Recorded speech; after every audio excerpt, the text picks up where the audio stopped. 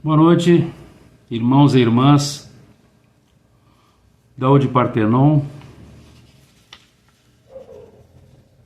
Para este mês estamos encontrando do capítulo 17 de O Evangelho segundo o Espiritismo, o título Sede Perfeitos, o item 8 que trata da virtude.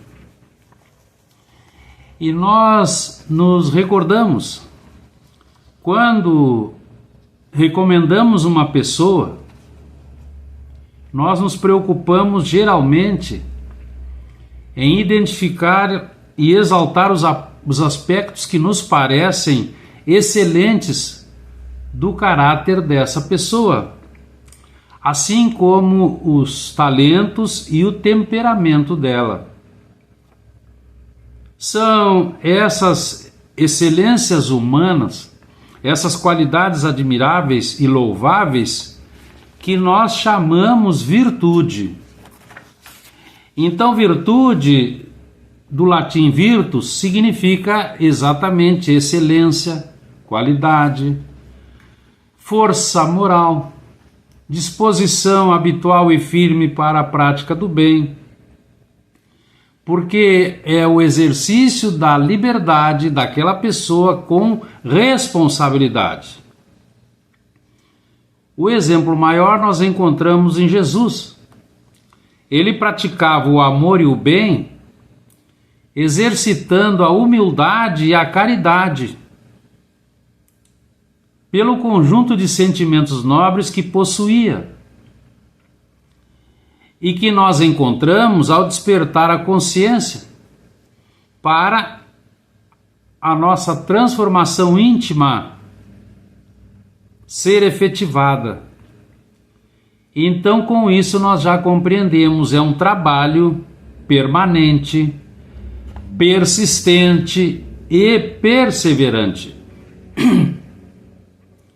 No Livro dos Espíritos, a questão 893, nós encontramos a resposta dos construtores da codificação ao mestre Lyonês, dizendo que toda virtude tem seu mérito próprio, porque todas indicam progresso no caminho do bem, e que também existe virtude sempre que há resistência voluntária em não ceder às más inclinações, porque a sublimidade está no sacrifício do interesse pessoal pelo bem do próximo. E aqui nós encontramos a caridade. E os amigos espirituais nos informam: a caridade desinteressada é a mais meritória delas. Então nós reencarnamos infinitas vezes. Nas primeiras experiências, nós fomos guiados pelos instintos. Aos poucos desenvolvemos a vontade e conquistamos a liberdade de pensar e de agir, evoluindo para a sabedoria. Mas pelas dificuldades de entendimento, pela ignorância, nós fazemos opções e nem sempre são felizes. São equívocos, são leviandades, muitas vezes maldades.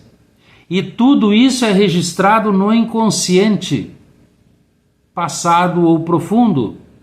E aí comprovamos o que os amigos espirituais nos dizem: nós trazemos sim as leis divinas gravadas na nossa intimidade, a lei do amor, a diferença entre o bem e o mal.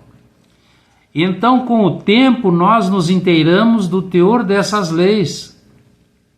E quando nós aprendemos a respeitá-las e cumpri-las, valorizando a vida, nós teremos perfeita harmonia, conquistando paz interior. E com relação a valorizar a vida, nós estamos, abrindo e fechando um parêntese rápido, no mês de setembro, setembro amarelo, lembram? Valorização da vida, dando ênfase não ao suicídio. Então, voltando ao nosso tema, essa conquista de paz interior só é possível mediante a recomposição dos tesouros que foram dilapidados ao longo do tempo, devido a hábitos negativos cristalizados, dificultando a nossa evolução. Então nós precisamos romper com o homem velho e seus hábitos infelizes. Precisamos ter o amadurecimento do senso moral que nos dizia o mestre Lyonês. Mas em sua busca pela felicidade, a humanidade geralmente se embrenha por caminhos tortuosos, vivendo distraído das leis do amor e confusa entre ser feliz e realizar fantasias. Porque de um lado age o passado, o interesse, o egoísmo, as paixões, a preguiça, a vaidade. De outro lado, o futuro, os projetos divinos, a exigir disciplina, a exigir renúncia, a exigir devotamento ao próximo ou a uma causa. Então, para aqueles que não pensam na vida futura, na vida espiritual, pode parecer que devem concretizar todos os sonhos e tudo é legítimo para alcançar os objetivos, devendo ser removidos a qualquer preço os obstáculos que impedem a execução do planejamento. Mas realizado o projeto em meta, surge logo outro mais ambicioso. Exemplo, casas, carros, riqueza, poder, sucessos, tudo materialidade. Surgindo então a frustração como sua constante companheira. Exemplo de projetos vãos. O casamento não vai bem. É melhor terminar de vez para encontrar outra pessoa que possa ser perfeita e nos fazer feliz. O familiar doente ou de difícil trato, devemos evitá-lo a todo custo. E aqui encontramos pais e mães idosos jogados nos asilos, nas clínicas, praticamente abandonados. Qual o melhor caminho? Chico nos dizia: tenha humildade, aprenda a esquecer-se, fale pouco, ouça mais, mas sempre tenha disciplina, porque sem disciplina não há avanço, não há transformação moral. A nossa destinação é gloriosa, então compete-nos vencer-nos a nós mesmos, libertando-nos de hábitos primários, preparando-nos para experiências transcendentes do intelecto e do sentimento. Mas é preciso vontade firme na correção do próprio comportamento, porque os maus hábitos não somem sozinhos, devem ser corajosamente enfrentados e vencidos. E o projeto é uma das leis, o progresso é uma das leis da vida. E sempre somos chamados ao burilamento, ao aperfeiçoamento, a nos tornarmos melhores moralmente. Nós sabemos conquistar uma virtude demanda esforço, demanda luta, mas nos capacita para alcançar a possibilidade feliz. E acontece porque os nossos pensamentos, os nossos sentimentos e as nossas ações estão de acordo com a lei divina, vivendo bem mesmo na terra. No Livro dos Espíritos, de novo, lá na questão 894, nós temos outra resposta maravilhosa. O espírito reencarnado que faz o bem naturalmente possui bons sentimentos permanentes, porque lutou e triunfou sobre si mesmo. Para ele, então, o bem já é um hábito.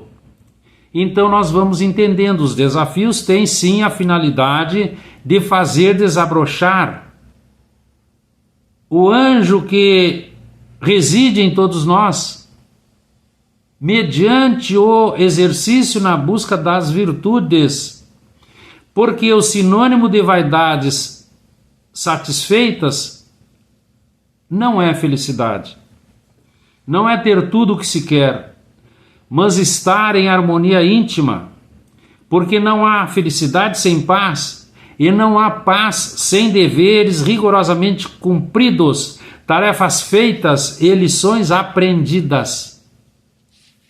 Então o Cristo, modelo e guia da humanidade, exemplo de virtude, nos orientou para alcançar a plenitude da vida. Ele nos informava: o reino de Deus está dentro de vós. É o exercício em busca do homem novo. E o nosso querido Chico nos dizia: aos outros eu dou o direito de ser como é. A mim dou o direito e o dever de ser cada dia melhor.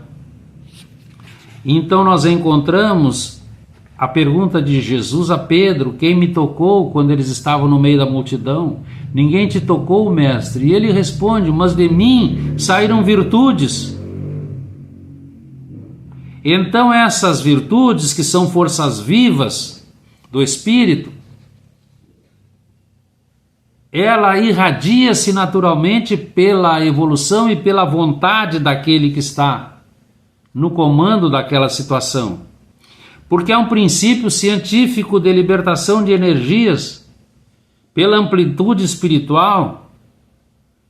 E aí nós vamos encontrar então o amigo espiritual Emmanuel, quando ele nos informa,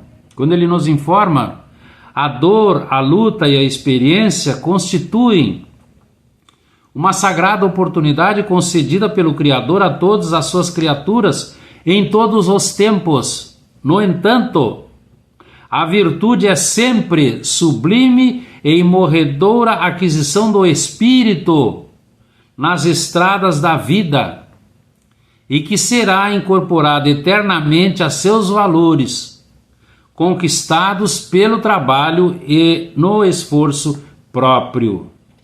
Então esse ser que se conhece, se domina, ele está vivendo por antecipação no iluminado país das virtudes. Que fique para nossa reflexão, irmãos e irmãs. Agradecemos a oportunidade. Estejamos na paz do sublime Galileu. Boa noite.